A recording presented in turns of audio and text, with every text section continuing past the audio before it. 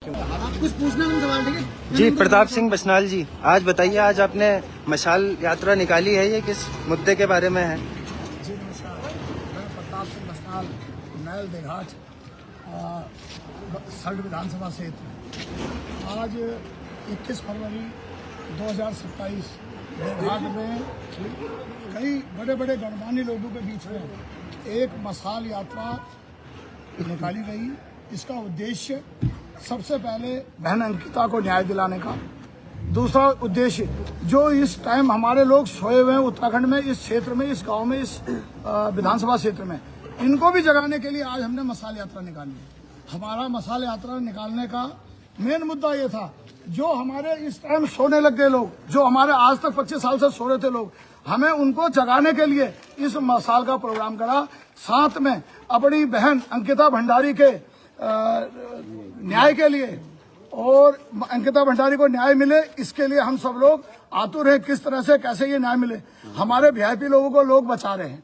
हमारा विचार ये है, बचा क्यों रहे हैं? कोर्ट आपका, सरकार आपकी, चोर आपके, हर आदमी आपका, फिर ये न्याय क्यों मिलेगा? और ये न्याय मिलेगा कैसे जब तक ये पहाड़ की जनता जागरूक नहीं होगी।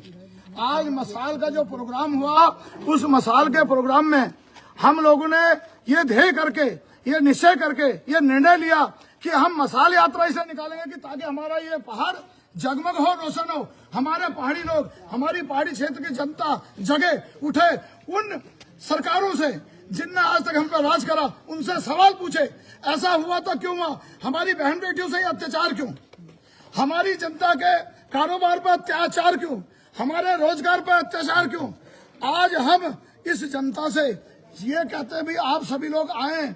हमारा कल 22 फरवरी 2027 देघाट में एक भव्य प्रोग्राम यूकेडी के झंडे तले हो रहा है, और साथ ही कल यहाँ पे माँ कालिका का भंडारा, कम से कम देवी माँ मंदिर देघाट माँ कालिका का भंडारा।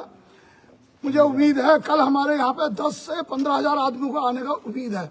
मैं आप सभी लोगों से अनुरोध करता हूँ, जो भी जहाँ भी हो, मेरी आवाज सुन रहे हो, कल आप देघाट में आए, बहन अंकिता के लिए न्याय दिलाने के लिए, उत्तराखंड राज्य को सशक्त बनाने के लिए, हमारे को रोजगार दिलाने के लिए, हमारे बच्चों के लिए कारोबार के लिए, हमारी स्वास्थ्य सेवाओं के लिए, हमारे यहाँ पे जितने भी हमारे भाई छोटे बड़े जितने भी हैं, इन सभी लोगों को न्याय दिलाने के लिए आप सभी लोग यहाँ पर आए। धन्यवाद। जय पहाड़, जय पहाड़। हरीश मेवाड़ी जी नमस्कार, मेरा नाम हरीश मेवाड़ी है और मैं जिला अध्यक्ष नैनीताल युवा प्रकोष्ठ से हूँ। और मुझे बड़ा अच्छा लगा कि यहाँ पर मैं देख रहा हूँ कि देघाट और सल्ट के लोग इतने जागरूक लोग हैं, क्योंकि सल्ट पहले से भी क्रांतिकारी लोगों की जमीन रही है। तो मैं इस धरा से, इस क्रांति की धरा से, जहाँ से हमारी आज़ादी का आगाज हुआ था, इन सभी लोगों से एक निवेदन करना चाहता हूँ कि पिछले 25 सालों से ये भाजपा की जो भ्रष्ट सरकार है, ये जो बलात्कारियों की सरकार है, इनको स्पष्ट और कड़े शब्दों में संदेश देना चाह रहे हैं कि आप समझ जाइए, सुधर जाइए, और आपका जो दुर्व्यवहार है इसको उत्तराखंड के प्रति खत्म कर दीजिए। ये आप देख रहे हैं, ये सारे युवाओं के एक संदेश में देना चाह रहा हूं।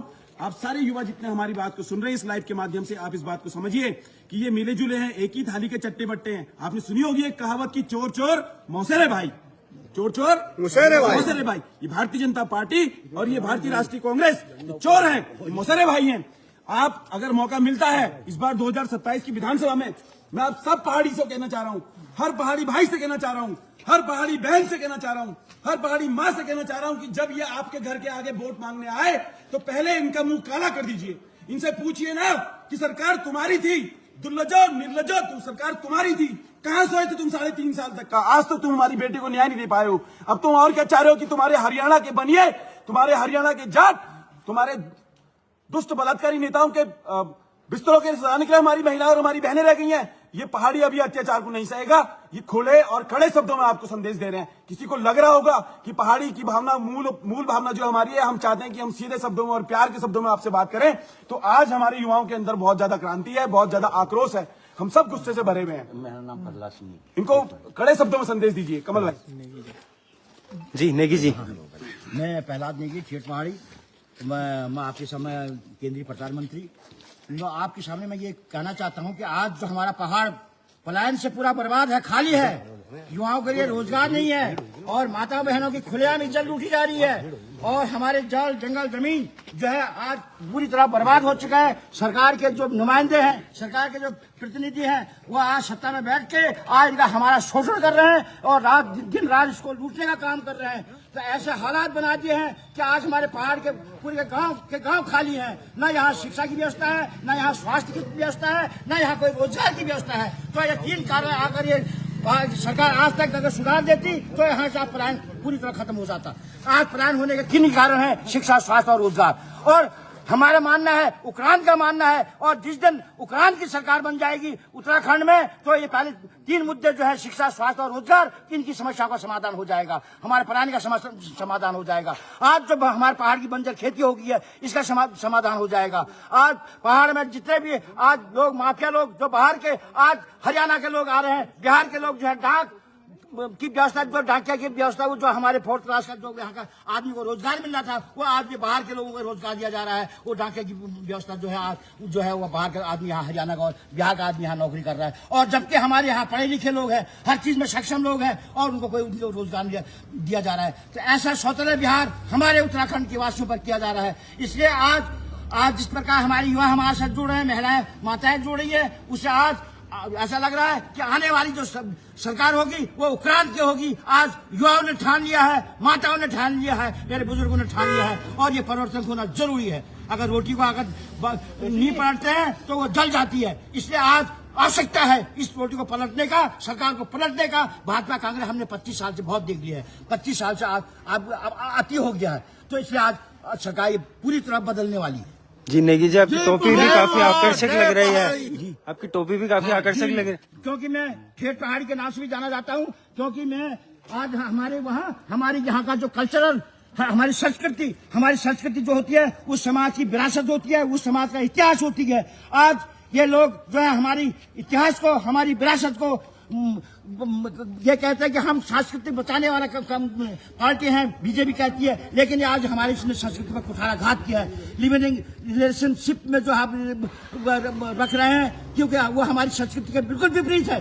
भाई वो अगर वो रिलेशनशिप में अगर वो बच्चा पैदा होगा, वो बच्चा तो बच्चे का पता कौन सा बाप रहेगा, कौन होगा। तो ऐसे वर्ण संकरों को ये पैदा करने की कर रहे हैं। तो ऐसी सरकार को जवाब देने का काम है। आज हमारी पहाड़ की संस्कृति थी, जो हमारे पहाड़ के रीति रिवाज, परंपराएं, प्रथाएं जो थी, तो आज जो है उनको बचाने का काम जो है हमारा जो क्या कहते हैं क्रांति जो है एक सांस्कृतिक दल भी है। मैं आपको बताना चाहूँ कि उत्तराखंड क्रांति दल जो है यह हमारा पहाड़ का सांस्कृतिक दल भी है। इसलिए सांस्कृतिक दल को बचाना भी आज संस्कृति पहाड़ को बचाने भी हमारा अत्यावश्यक हो गया है। जी जोशी जी, जैसे आप सभी लोग जानते हैं, लास्ट टाइम मैंने एक आंकड़ा लोगों के सामने रखा था कि पॉस्को एक्ट के अंदर हर साल करीब 1400 से 1500 बच्चियों के साथ, हमारे जो पहाड़ की बच्ची है उनके साथ दुष्कर्म हो रहा है। और वो बच्ची कौन है? वो बच्ची हमारे में से बीच की है। 3 साल से लेके 11 साल की बच्ची तक मैं बता रहा हूँ आपको, जो 1200-1300 बच्चियों के साथ रेप होता है, यानी एवरीडे। आज हम लोग मशाल जुलूस निकाल रहे हैं, आज भी हमारी एक बच्ची के साथ रेप हो गया होगा। तो ये बहुत शर्म की बात है हम पहाड़ियों के लिए। और मैं आपको एक और आंकड़ा दे देता हूँ, पूरे इंडिया के अंदर, पूरे भारत के अंदर पहाड़ दूसरा राज्य है जहाँ सबसे ज्यादा लड़कियां किडनैप होती हैं, जहाँ सबसे ज्यादा रेप केस होते हैं। 2000 अगर मैं 22 का आंकड़े को छोड़ दूं, सिर्फ ये लास्ट 3 साल की ये बात करूं 2025 तक, तो दोस्तों आपको याद हो, मैं आपको गारंटेड रिटर्न में दे सकता हूँ 400% ग्रोथ हुई है रेप केस के अंदर। इस बार मात्र 45 दिन के अंदर 1 जनवरी से लेकर अब तक 867 बच्चियां हमारे उत्तराखंड के अंदर से अब तक उठा ली गई हैं, यानी किडनैप हो चुकी हैं, लापता हो चुकी हैं। और दोस्तों ये मैं नहीं बता रहा हूँ, ये आप एनसीआरबी का डाटा देख सकते हैं, या आप हमारी भारत सरकार का डाटा है। ये मैं नहीं बोल रहा हूँ, ये वो राष्ट्रीय पार्टी बोल रही है जिनकी जड़ में ही ये गंदगी बैसी हुई है। अगर वो चाहें तो वो जड़ से बोलते हैं ना, पुलिस वाले अगर चाहें तो वो आपके पैरों की मट्टी से पहचान सकते हैं कि कौन क्रिमिनल है कौन नहीं है। क्यों ये जो आपने एब्स्टीन फाइल देखी होगी, ये बाहर हुई थी, मुझे लगता है दूसरी एब्स्टीन फाइल हमारे उत्तराखंड को बनाने की पूरी साजिश की जा रही है। मैं इससे ज्यादा नहीं बोलूंगा। धन्यवाद। आप सभी युवा समझदार हैं, आगे आइए, आवाज उठाइए। जय पहाड़, जय पहाड़ी, जय श्री राम।